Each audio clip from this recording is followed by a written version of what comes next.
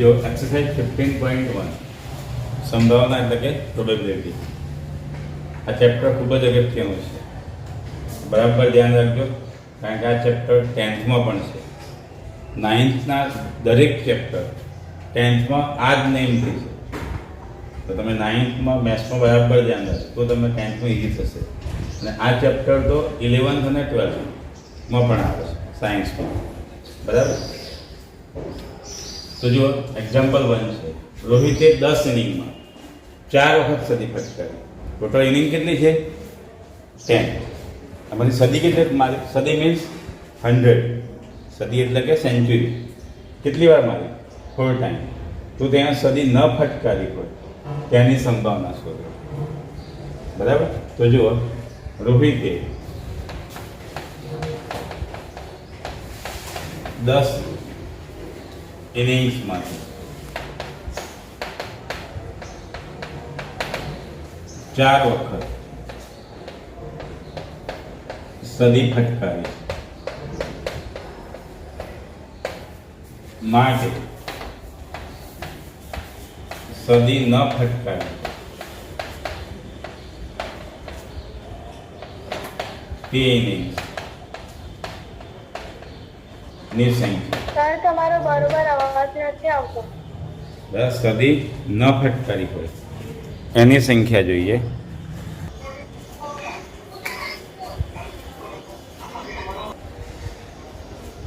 સદી ન ફટકારે તે ઇનિંગ્સની સંખ્યા ટોટલ કેટલી હતી? 10 ઇનિંગ્સ. એમાંથી 4 ટાઈમ સદી ફટકારી તો 10 - 4 કેટલા આવશે? 6. બરાબર. ધારો કે આપણે આને ઘટના A કહીએ. ધારો કે ઘટના A જો આ છે લખવાનું. ઘટના એટલે કે ઇવેન્ટ. સદી ન ફટકારી છે તે ઘટના. બરાબર. ટોટલ ઇનિંગ કેટલી હતી? 10. આપણે ટોટલ ઇનિંગ પણ કહી શકીએ. n = કેટલા છે? 10.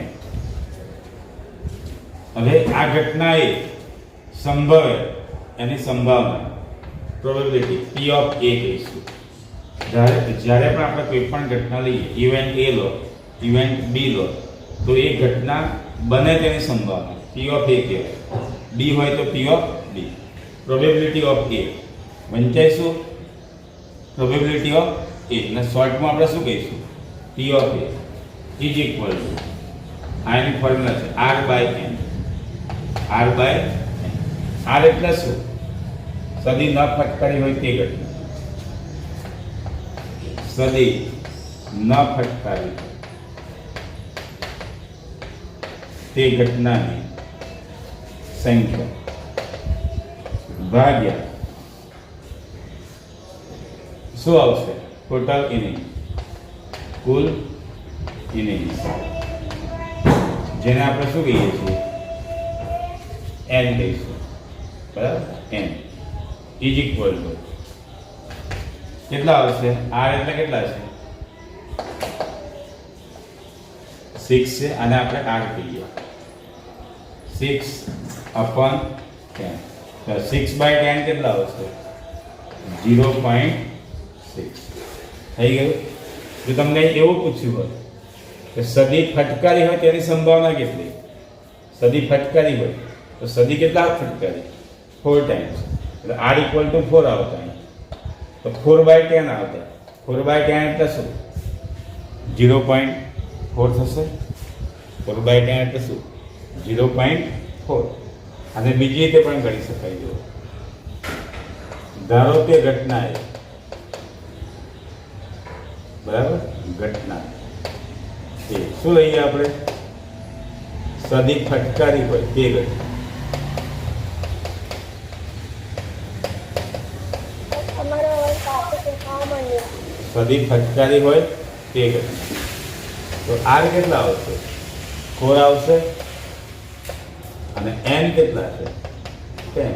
અહીં તમે A ના લો ને B લો તો પણ ચાલે. બરાબર. અહીંયા લીધા છે.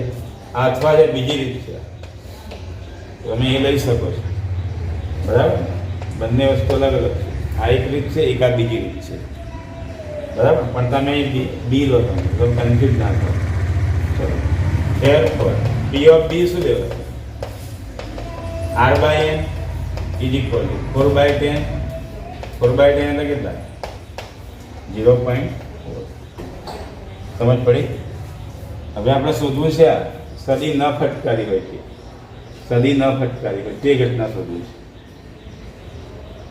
બરાબર ને? આ ઘટના તમારે શોધવી છે. તો આ બીજી રીતે પણ શોધી શકાય. જો સદી ફટકારી હોય એને આપણે શું કહ્યું છે? બી કહ્યું છે, P of B. અહીં બે જ ઘટના પોસિબલ છે, સદી ફટકારી હોય અને સદી ન ફટકારી હોય. એટલે P of B ન ફટકારીને P of B ડેશ કહેવાય. સદી ન ફટકારીને શું કહેવાય? P of B. P of B plus P of B dash is equal two 1 આવે. આ બંનેનું એડિશન કેટલું આવશે? 1. જો તમને સૂત્ર આપ્યું હશે તો રિમેમ્બરનો જો યાદ રાખવાનું.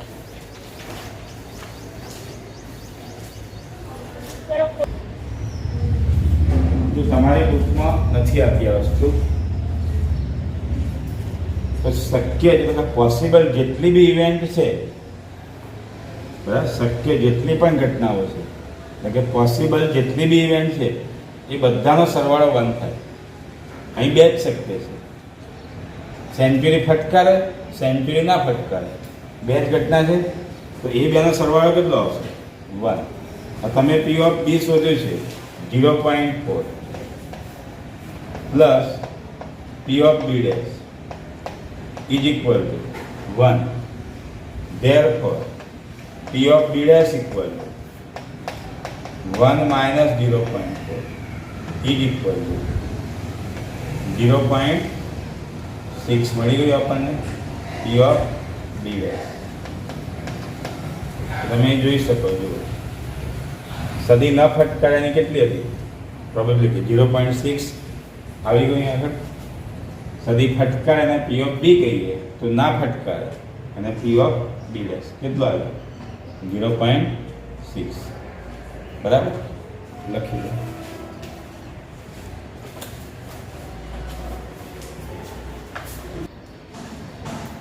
જો એક્ઝામ્પલ 2 છે, એક સિક્કો એટલે કે કોઈન છે એને 50 ટાઈમ્સ 50 વખત ઉછાળવામાં આવે એટલે n ઇક્વલ કેટલા આવશે? 50. બરાબર, કુલ પ્રયત્નોની સંખ્યા 50 કહેવાય. એમાંથી જો છાપ કેટલા વખત આવે? 23 ટાઈમ. છાપ એટલે હેડ અને કાંટો એટલે કે ટેલ 27 ટાઈમ. જો બંનેનો સરવાળો તમે કરશો 27 અને 23 તો 50 થશે. તો ટોટલ પ્રયત્ન કેટલા થયા? 50. હવે જો ધારો કે ઘટના એ શું લઈએ? છાપ આવે તે ઘટના. Therefore R કેટલા આવશે? 23 આવશે. અને ઘટના બી એટલે કે ઇવેન્ટ બી કાંટો આવે તે ઘટના, કાંટો આવે તે ઘટના. Therefore R કેટલા આવશે? 27. બરાબર. હવે છાપ આવે તે ઘટનાની સંભાવના એને આપણે P of A કહ્યું છે ઇઝ ઇક્વલ શું આવશે? R/n is equal to R કેટલા છે? 23 H બાય 50. 23 બાય 50 તમે કરવું હોય તો જો છેદમાં 50 છે તો મલ્ટીપ્લાય 2 કરો, બંને ઉપર નીચે દેવાળી ગુણી નાખો. ઇઝ ઇક્વલ 46 બાય કેટલા આવશે? 50 into 2 100 ઇઝ ઇક્વલ કેટલા પોઈન્ટ? 2 પોઈન્ટ કપાશે 0.46. હવે જો અહીં આગળ બે જ ઘટના છે, H આવે ને ટેલ આવે. તો જ્યારે બંને હોય તો આને P of A તમે કહો, H આવે ને તો ટેલ આવે ને P of A dash પણ કહેવાય. એની ઓપોઝિટ બંનેનો સરવાળો કેટલો આવે? 1. તો 1 માં તમે આને બાદ કરશો તો ટેલ નહીં મળી જશે. બરાબર. અને કાંટો એટલે કે ટેલ આવે તે ઘટના ની સંભાવના P of B is equal to P of B equal to R by N. R કેટલા 27 છે by 50 N. હવે છેદમાં શું લાવવાનું? 10 લાવવાના, 100, 1000 લાવવા તો આપણને ઈઝી પડી જાય. તો 50 ને કેટલા વડે મલ્ટીપ્લાય કરીએ? 2 વડે, તો 100 થાય. બરાબર. પણ એમ કોઈ સંખ્યા 2 વડે ગુણાય નહીં તો શું કરવું પડે? 2 વડે મલ્ટીપ્લાય કરીએ, 2 વડે ડિવાઈડ કરીએ. તો આમ જુઓ તો 2 ભાગ્યા 2 એટલે 1 જ ગણાય. એટલે 1 વડે મલ્ટીપ્લાય કરીએ એવું કહેવાય. જેટલા વડે મલ્ટીપ્લાય કર્યા એટલા જ વડે ડિવાઈડ કર્યા. બરાબર. તો is equal two 27 into 2 54 upon 100.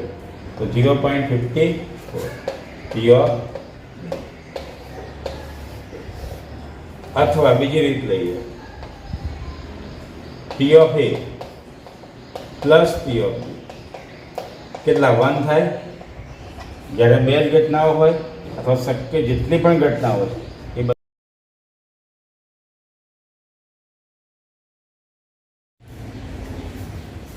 Example third જુઓ. 2 બાળકો ધરાવતા 50 કુટુંબમાં, એટલે કે જેની ઘરે એક પણ બાળક ના હોય અથવા તો એક બાળક હોય અને 2 બાળક ધરાવતા 50 કુટુંબમાં છોકરીઓની સંખ્યા 2 બાળકો હોય એવા કેટલાક તમને ફેમિલી આપ્યા છે, કેટલા 50 છે. આમાંથી છોકરીઓની વાત કરી છે કે જેના ઘરે એક પણ છોકરી ન હોય, એટલે કે 0 ગર્લ હોય તો કેટલા ફેમિલી છે? 10. પછી 1 ગર્લ હોય એવા કેટલા? 32 છે. અને 2 ગર્લ હોય એવા કેટલા ફેમિલી છે? 8. એટલે હવે સમજો, જેની ઘરે જો દરેકની ઘરે 2 બાળકો તો છે જ, સમજો દરેકને. તમને આનો ક્વેશ્ચન ફેરવીને પણ પૂછી શકે. 0 ગર્લ હોય એનો અર્થ શું થયો? બોલો, જેના ઘરે 0 ગર્લ હોય ત્યાં શું થવાનું? સમ બોયઝ હોય. ક્વેશ્ચન 1 શું કહે છે? 2 છોકરીઓ હોય. હવે લખીએ, ધારો કે ઘટના A એટલે કે ઇવેન્ટ A.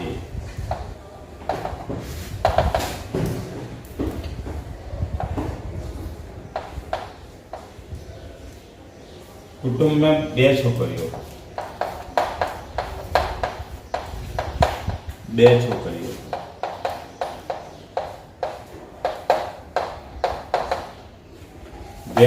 આ કેટલા ફેમિલી જોવે?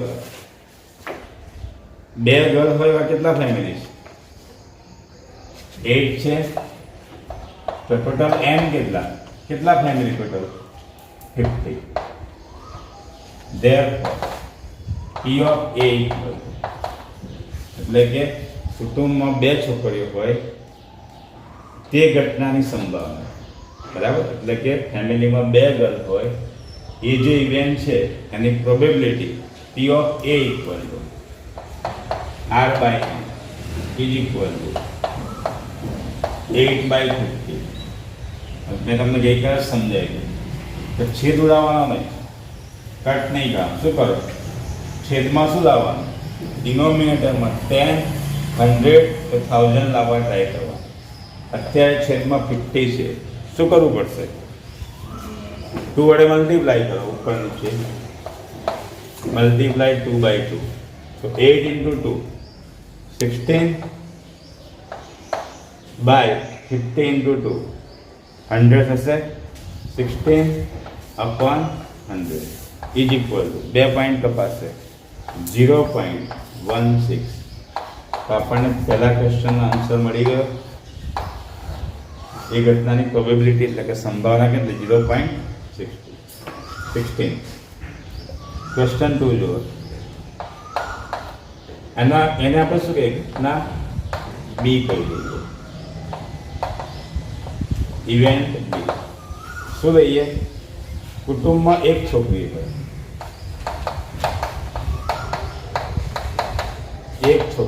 એટલે કે એક ઘર હોય તેવા ફેમિલી. તો therefore આર કેટલા આવશે બોલો? એક ઘર હોય કેટલા ફેમિલી છે?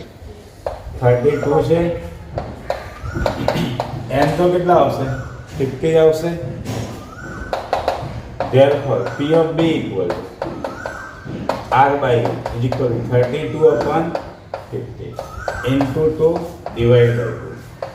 32 into 2 64 divided by 100 એટલે 0.64. બરાબર. ડિનોમિનેટરમાં 10 હોય તો અહીં પોઈન્ટ આવે, 100 હોય તો 2 પોઈન્ટ લગાશે. બરાબર ને? તો ક્વેશ્ચન 3 જુઓ. શું કહે છે જુઓ? એક પણ છોકરી ના હોય. બરાબર.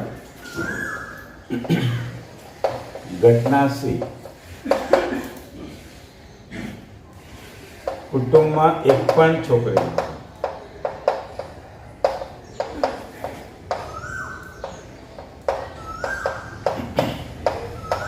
જો કુટુંબમાં એક પણ છોકરી ના હોય એનો અર્થ શું થવાનો? કેટલા બોય જશે? કેટલા બોય જશે બોલો?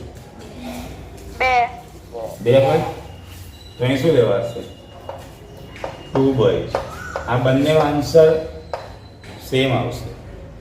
ચલો અહીં શું કહ્યું? એક છોકરી હોય એનો અર્થ શું થયો? બોયઝ કેટલા હોય? 1 બોય. બરાબર. તો અહીં જો 2 છોકરી હોય, 2 ગર્લ્સ, તો અહીં શું આવશે? એનો અર્થ કે ત્યાં કેટલા બોય જશે? કેટલા બોય છે? 0. તો તમને ક્વેશ્ચન આ રીતે પૂછે તો એનો આન્સર આ જ આવશે. 0 બોય નું કે કાં તો પછી 2 ગર્લ્સ નું કે બંને આન્સર સેમ આવશે. સમજ પડી? ચલો અહીં આર કેટલા આવશે બોલો? આર એક પણ છોકરી ના હોય એવા કેટલા ફેમિલી? 10 અને n ઇક્વલ ટુ 50. ચલો P of C equal to R by n is equal two 10 by 50. બરાબર. ઇઝ ઇક્વલ ટુ શું આવશે? 2 by 2 કર દો. 10 into 2 20. બરાબર. અપન 50 into 100. 2 by 10 કેટલા આવશે? 0.2. P of C. બીજો તમે ચેક કરો. અહીં કેટલી હતી ઇવેન્ટ? 3 છે. એ બધાનું તમે એડિશન કરો. P of A plus P of B plus P of C. એ દરેકનો સરવાળો કેટલો આવશે બોલો? આ બધાનો તમે સરવાળો કરશો એડિશન તો કેટલું આવશે? 50 આવશે. આ પ્રોબેબિલિટી છે, આ સંભાવના છે. પ્રોબેબિલિટીની વેલ્યુ ક્યારેય 1 થી મોટી હોય? 100 આવશે. ના આવે 100. ચેક કરો બરાબર.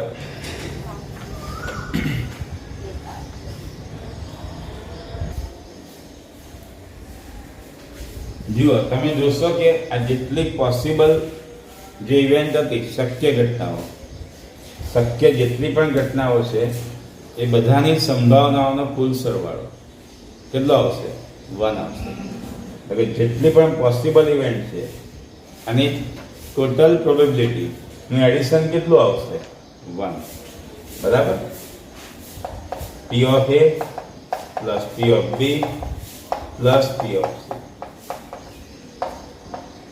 ઇઝ ઇક્વલ ટુ, ચલો P of A કેટલા હતા? 0.16. P of B 0.64. P of C 0.2 is equal to 6 plus 4 10. અહીં 20 ગણવાના. 0 point જો 1 carry 2 plus 1 3 3 plus 6 9 9 plus 1 10. બરાબર. અહીં પોઈન્ટ આવશે 10 પોઈન્ટ.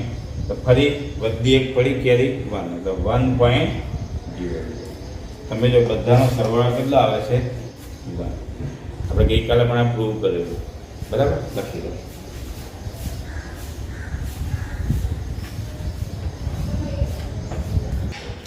જો એક્ઝામ્પલ 5 છે. એક વિદ્યાર્થીએ 5 કસોટીમાં મેળવેલ ગુણ નીચે પ્રમાણે છે. પહેલી કસોટીમાં કેટલા ગુણ મેળવ્યા?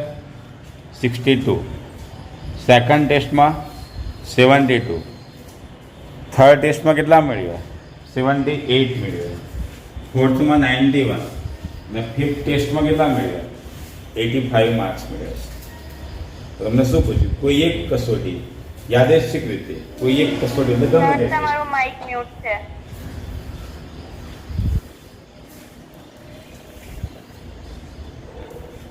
યાદચ્છિક રીતે કોઈ પણ એક ટેસ્ટ લઈ લો તમે આમાંથી, સેકન્ડ નંબર લો, થર્ડ લો, ગમે તે યાદચ્છિક રીતે પસંદ કરવામાં આવે તો તે કસોટીમાં વિદ્યાર્થીએ મેળવેલ ગુણ 90 થી વધારે આવે તો 90 અપ કેટલી ટાઈમ તમે જુઓ?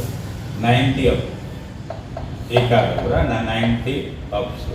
પહેલો ક્વેશ્ચન 90 થી વધુ ગુણ મેળવ્યા. તો બીજી કોઈ વખત છે જો 90 અપ છે કે એમાં નથી. અને સેકન્ડ 70 થી 80 એટલે 70 to 80 ની વચ્ચે, એ બેની વચ્ચે એટલે 70 અને 80 વચ્ચે કયા કયા આવશે? ચેક કરો. જો આ 1 માટેનું છે, ક્વેશ્ચન 1 માટે આવશે. ક્વેશ્ચન 2 જુઓ, 70 અને 80 ની વચ્ચે તો કયા કયા આવશે? જુઓ, એક આ આવશે, 70 અપ છે ને, 70 ના હોવા જોઈએ કે 80 પણ નહીં, બિટવીન 70 અને 80. એક આવશે, એક આવશે, સેકન્ડમાં આવી જશે. તો બીજા કોઈ આવશે? આ તો 80 અપ થયો, આના આવે, આ 70 થી નીચે થયો તો એ પણ ના લેવાય, બરાબર? તો તેની સંભાવના શોધવાની તમારે. તો આપણે ધારી લઈએ, ધારો કે ઘટના એ, ધારો કે ઘટના એ એટલે કે ઇવેન્ટ એ. ઇવેન્ટ એ શું છે? 90 થી વધુ ગુણ મેળવ્યા હોય તે ઘટના. તો 90 અપ કેટલા વખત છે? એક જ વખત. તો આર ઇક્વલ ટુ શું આવશે? 1 આવશે. તો 90 અપ 1 ટાઈમ જ છે, જોઈ લો. હવે ક્વેશ્ચન છે કે એન શું લેવું? આમાં બધા કન્ફ્યુઝ થાય છે, બરાબર? તો અહીં તમને ટેસ્ટની વાત કરી છે. 90 અપ કેટલા ટેસ્ટમાં છે? 90 અપ કેટલા ટેસ્ટમાં છે? તો એક જ ટેસ્ટમાં. તો ટોટલ એન શું આવશે? કેટલા ટેસ્ટ છે, બરાબર? ઘણા કેટલા માર્ક્સ છે એનો વિચારે છે. ટોટલ માર્ક્સ કેટલા છે? અહીં ટોટલ માર્ક્સ સાથે કોઈ એ નથી, ટોટલ માર્ક્સની કોઈ જરૂર નથી. ટેસ્ટ 100 નો હતો કે 110 નો હતો કે 200 નો હતો, એવું તમને કહ્યું પણ નથી અને જરૂર પણ નથી, બરાબર ને? કેટલા ટેસ્ટમાં એને અબવ 90 છે? તો એક ટેસ્ટમાં. તો પછી નીચે પણ શું આવશે? ડિનોમિનેટરમાં પી ઓફ એ તમે લેશો, P of A equal R by A. ઉપર ટેસ્ટની સંખ્યા છે તો નીચે પણ શું આવશે? ટેસ્ટની સંખ્યા. તો ટોટલ ટેસ્ટ કેટલા છે? 5 ટેસ્ટ. તો એન ઇક્વલ ટુ શું આવશે? 5 ટેસ્ટ. તો આર શું લઈશું આપણે? એક ટેસ્ટ, બરાબર ને? એક ટેસ્ટમાં 90 અપાયા છે. ઇઝ ઇક્વલ ટુ શું આવશે? 1/5. 1/5 તમે કરશો તો પહેલા ભાગ નહીં ચાલે, એટલે 0. પછી 10 થશે, 5 દુની 10, 0.2. પી ઓફ એ ઇક્વલ 0.2. અથવા તમે બીજું શું કરી શકો? મલ્ટીપ્લાય 2 વડે કરી દો, 2/2 વડે. 2 into 1, 2 upon 5 into 2, 10 is equal to 2/10. તો આ રીતે પણ ચાલે, બરાબર?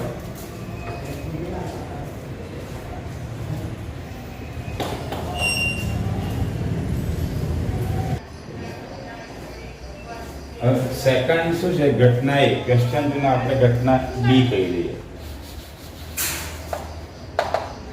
ક્વેશ્ચન 2. ઇવેન્ટ બી. તો શું છે 70 થી 80 ની વચ્ચે એવું આપણે જોઈ ગયા કે 70 અને 80 ની વચ્ચે કેટલા પદ છે? એકા રહ્યો ને એકા બે. ધેરફોર આર ઇક્વલ ટુ શું આવશે? 2 ટેસ્ટ. એટલે કે બે ટેસ્ટમાં એના 70 થી 80 ની વચ્ચે. ટોટલ ટેસ્ટ કેટલા? 5 ટેસ્ટ. સમજ પડી? ધેરફોર પી ઓફ બી શું આવશે? 2/5 ઇઝ ઇક્વલ ટુ શું કરો? ઉપર જે 2 વડે મલ્ટીપ્લાય કરી દો into 2/2 2 into 2 4/10. Therefore P of B 4/10 કેટલા આવશે? 0.4. સમજ પડી ગઈ?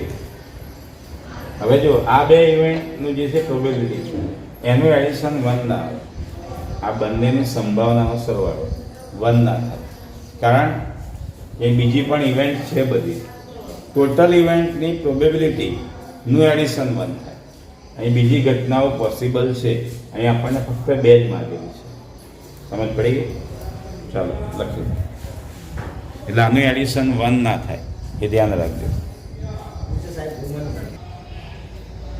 જો એક્ઝામ્પલ 6 ક્વેશ્ચન 1 છે. જો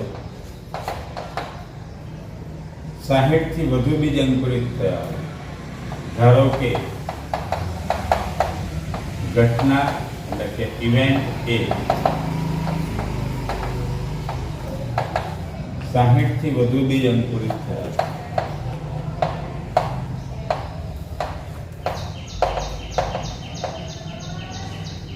અંકુરિત એટલે કે જર્મિનેટ છે.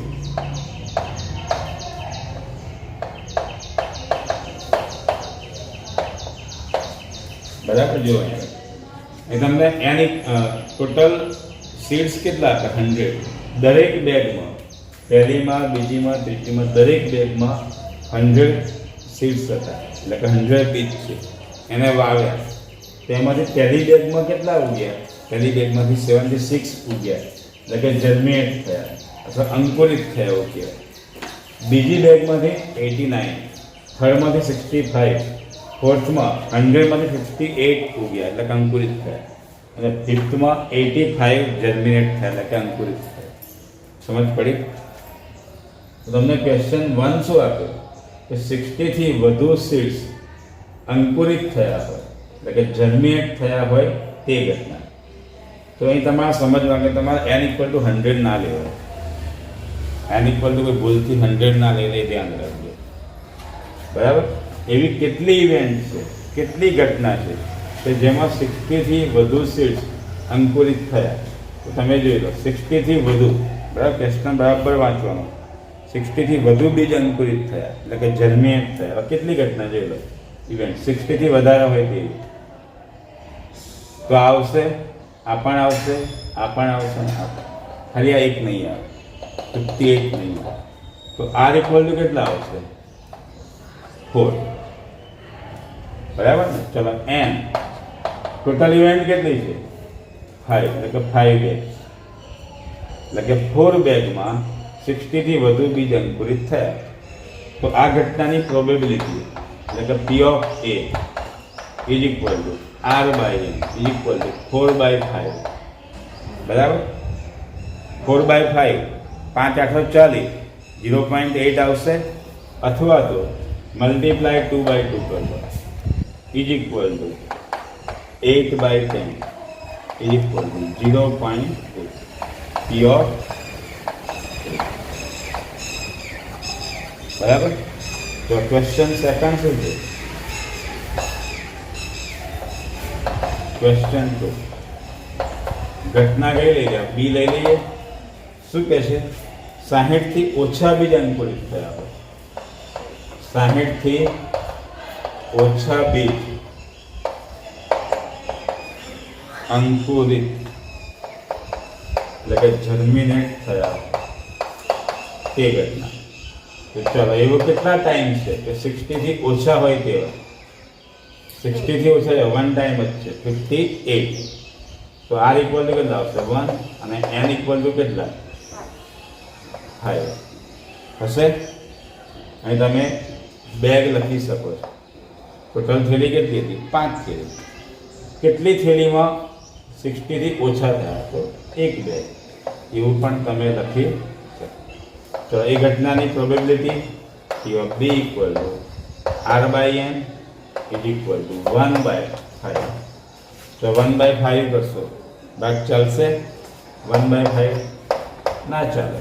તો 0 પોઈન્ટ પછી 10 થાય, 5 2 10. શું આવશે? 0.2. અથવા ના ફાવે તો મેં તમને કહ્યું તેમ 2 વડે મલ્ટીપ્લાય કરો ઉપર નીચે. તો 2 into 1 2/5 into 2 10. 2/10 0.2. તો ક્વેશ્ચન 3 શું કહે છે જુઓ. એને ઘટના C લઈ લો. Event C. 90 થી વધુ બીજ, 90 થી વધુ બીજ અંકુરિત એટલે કે જર્મિનેટ થયા હોય તે ઘટના. ચલો પહેલા તો આ 90 અપ કેટલા થશે ચેક કરો. 90 અપ 0 એક પણ ઘટના એટલે કે એક પણ ઇવેન્ટ એવી નથી કે જેમાં 90 અપ હોય. તો આર ઇક્વલ ટુ શું આવશે? 0. એન ઇક્વલ ટુ કેટલા હતા? 5 જ. ધેરફોર આ ઘટના કેવી થઈ ગઈ? ઇમ્પોસિબલ ઇવેન્ટ છે આ. અને એની તમને ખબર છે કે પ્રોબેબિલિટી કેટલી હોય? 0. અશક્ય ઘટનાની સંભાવના કેટલી હોય? 0. R/N equal to 0/5 is equal to 0. બરાબર? સમજ પડી ગઈ? લખી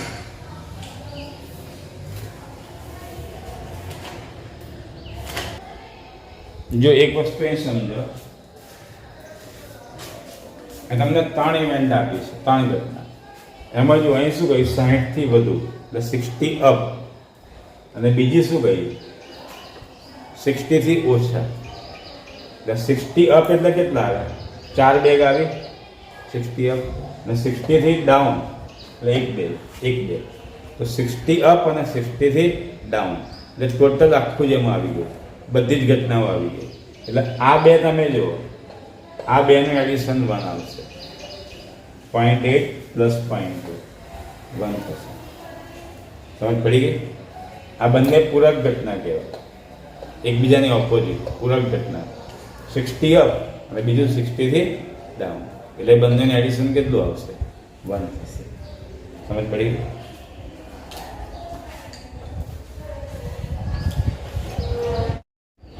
जो एक्सरसाइज 15.1 एग्जाम्पल 8. टोटल स्टूडेंट કેટલા છે? 50. બરાબર? ક્લાસમાં કુલ વિદ્યાર્થી કેટલા છે? 50 છે. બરાબર ને? એમાં તમને શું કહ્યું? તમને એક ટેબલ આપ્યું, ત્યાં જુઓ. Weight kg, number of student.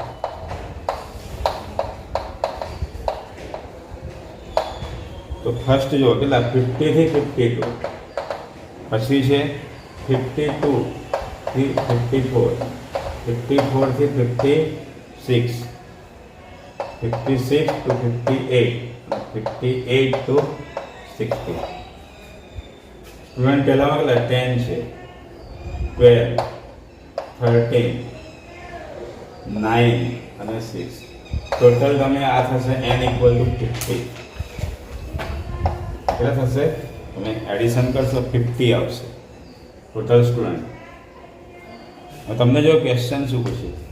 એક વિદ્યાર્થીને યાદચ્છિક રીતે પસંદ કરતા તેનું વેટ 56 kg અથવા તેથી વધુ હોય. બરાબર? ક્વેશ્ચન શું છે? 56 kg તેથી વધુ. તો તમે અહીં જોઈ લો, આમાંથી કયા કયા બે આવશે? કયા આવશે ચેક કરો. આ આવશે ના આવે? 56 કે તેથી વધુ કહ્યું છે તો આ ના આવે, આ પણ નહીં આવે. 56 કે તેથી વધુ, તો આ તમારા ધ્યાન પર લેવાનું. એવા કેટલા સ્ટુડન્ટ છે? 56 કે તેથી વધુ એવા કેટલા સ્ટુડન્ટ છે? 9 + 6 15 થશે. 9 + 6 = 15. બરાબર? તો જુઓ, ધારો કે ઘટના A એટલે કે ઇવેન્ટ એ શું ધારી લઈએ આપણે કે 56 કે તેથી વધુ વજન હોય તેવા વિદ્યાર્થીની સંખ્યા.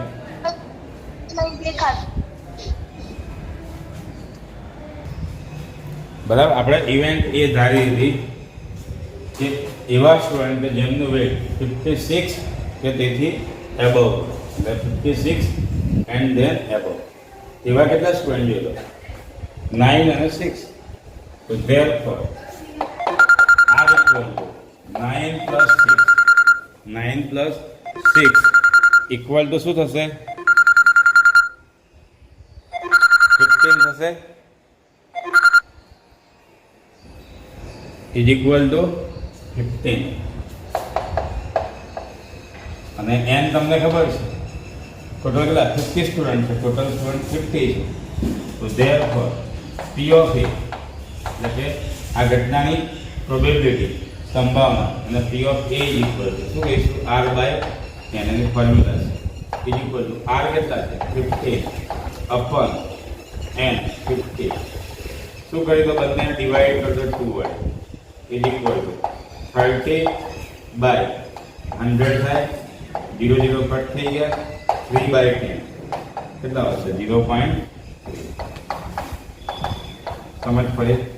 જો તમને એવું કે એવા સ્ટુડન્ટ કે જેનું વેટ અબવ 56 છે, 56 થી વધુ હોય તો એ વખતે ઓનલી 6 આવશે, ત્યારે 9 ના આવે. બરાબર, તમને એવું કહેવામાં આવે કે જેમનું વેટ સમજજો 50 કે તેથી વધારે તો કેટલા આવશે બોલો, જેમનું વેટ 50 કે તેથી વધુ હોય તેવા સ્ટુડન્ટ તો કેટલા ટોટલ આવશે 50, કારણ કે એમાં તો બધા સ્ટુડન્ટ આવી જવાના. 50 થી અપ કહ્યું, 50 કે તેથી વધુ એટલે બધા જ આવશે. તો આર ઇક્વલ ટુ ત્યાં કેટલા આવશે 50 અને એન પણ કેટલા આવશે 50, એટલે 50 બાય 50 તેની પ્રોબેબિલિટી કેટલી આવશે 1 આવશે. બરાબર, જો એક્ઝામ્પલ 9 ટોટલ બોલ કેટલા છે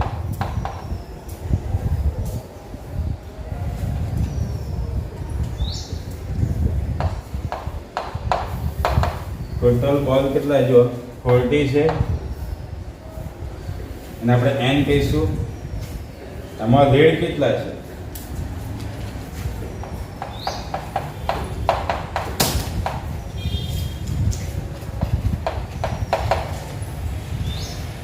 18, પછી પીળા રંગ 12 છે અને બ્લુ રંગના કેટલા છે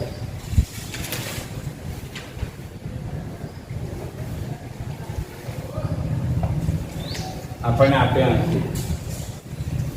બરાબર, ટોટલ કેટલા છે 40 છે, એમાંથી રેડ અને યલો બાદ કરી દો, આ બે કેટલા થશે 18 પ્લસ 2 20 પ્લસ 10 30.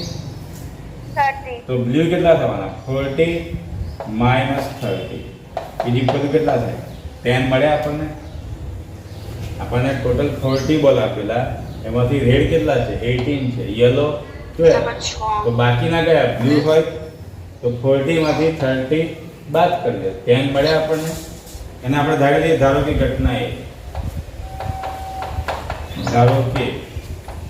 ઘટના એટલે કે ઇવેન્ટ એ યાદચ્છિક રીતે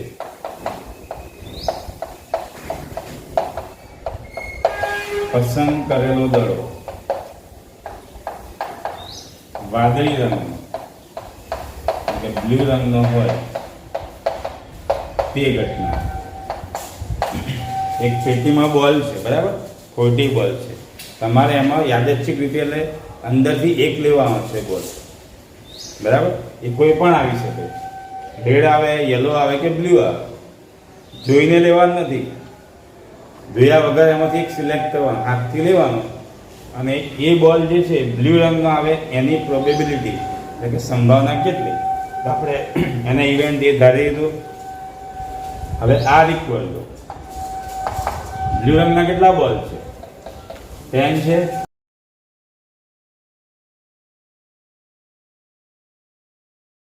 જો વાદળી રંગના બોલ કેટલા છે? 10.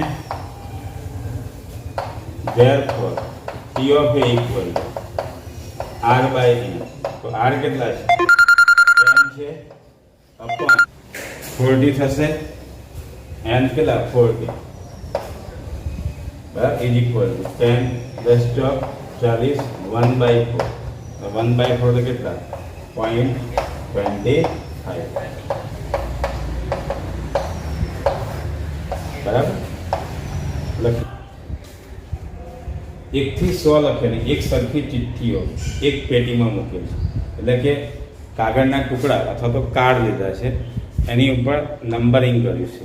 ધારો કે એક ટુકડો હોય એની ઉપર લખ્યું હોય 1, પછી બીજો આવો ટુકડો હોય 2, 3, આવી ચિઠ્ઠી પર અથવા તો કાગળનો ટુકડો છે એની પર લખ્યું ક્યાં સુધી? અપ ટુ 100 સુધી. તો n ઇક્વલ ટુ કેટલા થાય? 100 થવાના. n equal to 100. એક પેટીમાં મૂકેલ તેમાંથી એક ચિઠ્ઠી યાદચ્છિક રીતે પસંદ કરવાની, એટલે એમાંથી એક કાપલી લેવાની કે ચિઠ્ઠી યાદચ્છિક રીતે. તો તે ચિઠ્ઠી પરની સંખ્યા એના પર જે ડિજિટ હોય એ પહેલો ક્વેશ્ચન છે. 7ને ગુણિત એટલે કે મલ્ટીપલ ઓફ 7 એટલે 7ના અવયવી. 7ના અવયવી. તો પહેલો ક્વેશ્ચન આપણે ધારી લઈએ. ધારો કે ઘટના A. ઘટના A યાદચ્છિક રીતે પસંદ કરેલ ચિઠ્ઠી પરની સંખ્યા 7નો ગુણિત હોય. 7નો ગુણિત હોય તો તમે જુઓ 7ના ગુણિત તમારે જોવા પડે 1 to 100માં. તો કયા કયા આવશે? પહેલું તો 7 આવે. 7 નો આખો તમે ટેબલ લઈ લો, ઘડીઓ 7નો. 7 એકા 7, 7 દુ 14, 7 તારીખ 21, બરાબર. 7 ચોક 28. એમ તમે લાસ્ટમાં જો તો 14 7 98 આવશે. બરાબર. 14 into 7 તો 98. તો તમારે R ઇક્વલ ટુ કેટલા થશે? R ઇક્વલ ટુ 14 થશે. તો therefore એ ઘટનાની સંભાવના એટલે કે P of A equal R by N is equal to 14 upon N કેટલા છે? 100 is equal to 0.14. સમજ પડી? સેકન્ડ ક્વેશ્ચન જુઓ. એને આપણે ઇવેન્ટ B કહીએ. ઇવેન્ટ B શું કહે છે એમાં? 30 થી નાની સંખ્યાઓ ચિઠ્ઠી પરની સંખ્યા 30 થી નાની મતલબ લેસ ધેન 30. તેવા કેટલા નંબર થશે? લેસ ધેન 30 એટલે 1 to 29. તો 29 થયા. R equal to therefore P of B equal to 29 upon 100 is equal to 0.29. બરાબર. આ P of B મળે આપણને. ક્વેશ્ચન નંબર 3 જુઓ. યાદચ્છિક રીતે પસંદ કરેલ ચિઠ્ઠી પરનો અંક અવિભાજ્ય સંખ્યા હોય અને આપણે ઇવેન્ટ C કહીએ.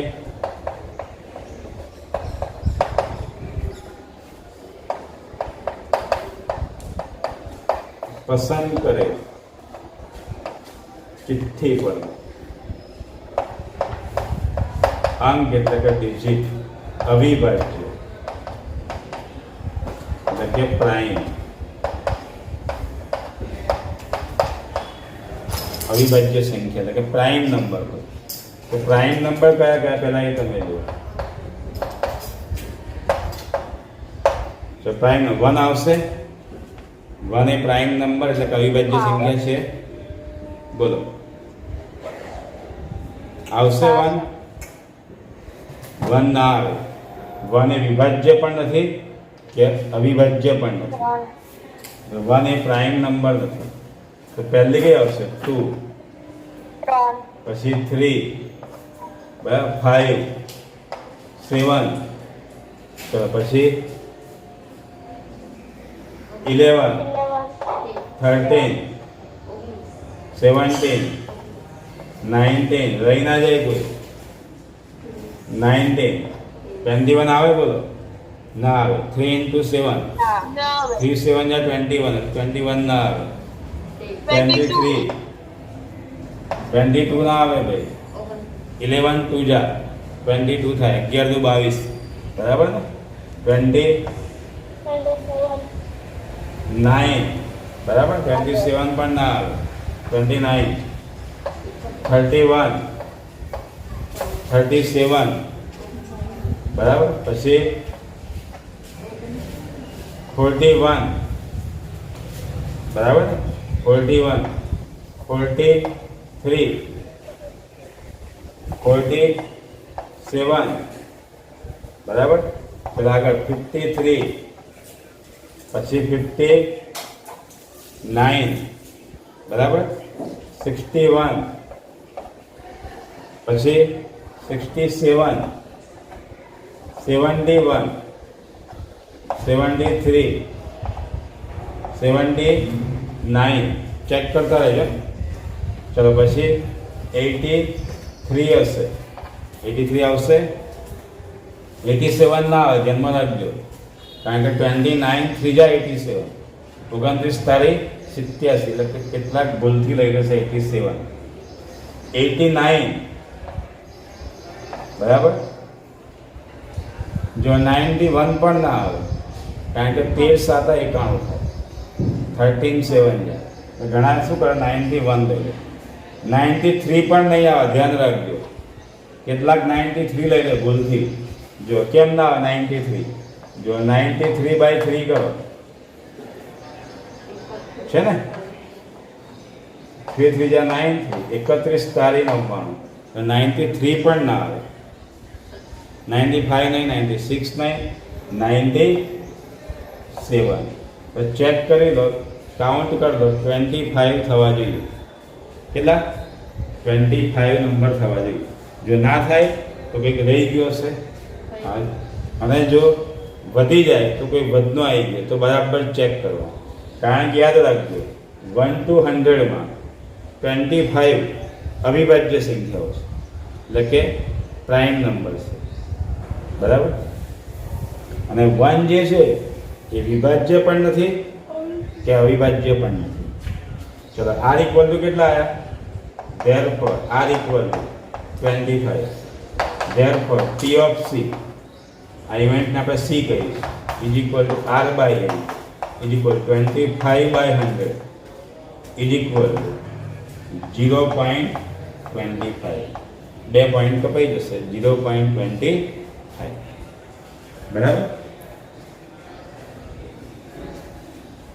જો બરાબર ધ્યાન રાખજો. ફરી એક વખત કહું છું કે 1 to 100 માં 25 નંબર પ્રાઇમ છે, બરાબર. અને બાકીના જે બચશે આમાં એક ધ્યાન રાખજો, 1 જે છે એ વિભાજ્ય પણ નથી કે અવિભાજ્ય પણ નથી, એટલે કે પ્રાઇમ પણ નથી કે કોમ્પોઝિટ પણ નથી. એટલે બાકી જે રહ્યા એ કોમ્પોઝિટ નંબર કહેવાય. વિભાજ્ય સંખ્યાઓ કેટલી? તો 74 આવશે, 75 નહીં, ધ્યાન રાખજો. કારણ કે 1 બંનેમાંથી એકમાં પણ નથી આવતો, બરાબર. એટલા માટે કમ્પોઝિટ તમને કહે અથવા વિભાજ્ય કહે તો 74 થશે. એ બધી અહીં લખવા રહેવાનું નહીં તો ટાઈમ બહુ બગડી જાય. એક્ઝામમાં પૂછાય તો યાદ રાખવાનું 74 વિભાજ્ય એટલે કે કમ્પોઝિટ છે.